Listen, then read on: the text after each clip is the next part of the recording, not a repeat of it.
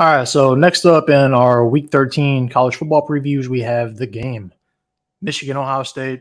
This is essentially a college football playoff quarterfinal, so this game has a ton of meaning.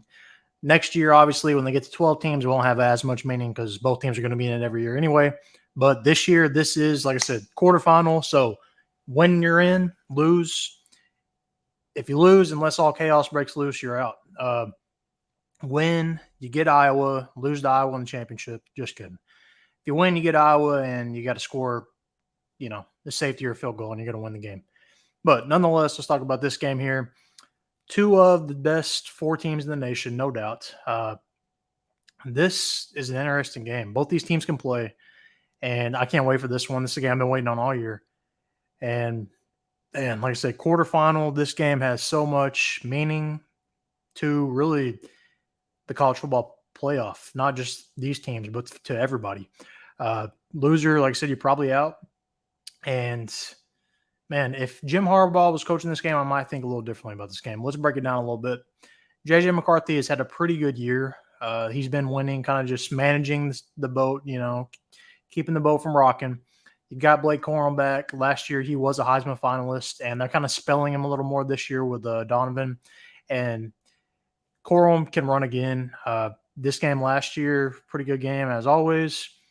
And the real question here for me is Kyle McCord.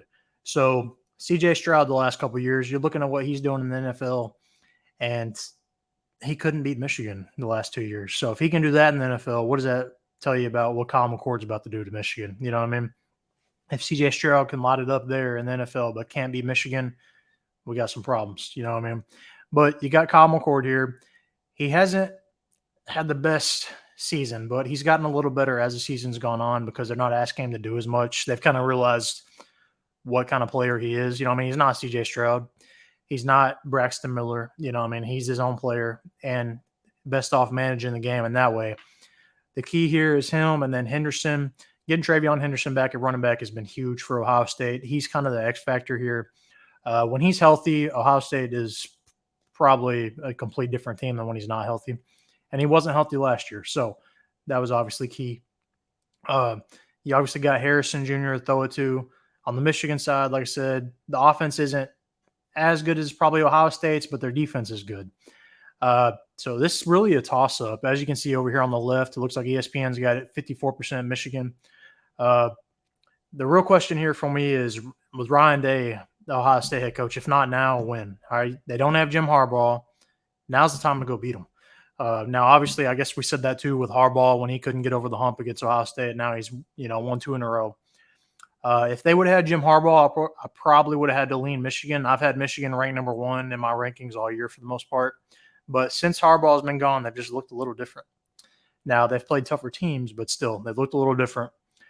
I'm going to lean Ohio State here. I'm going to give the edge to Ohio State. I'm picking Ohio State, but in a close one. This is, like I said, a toss-up.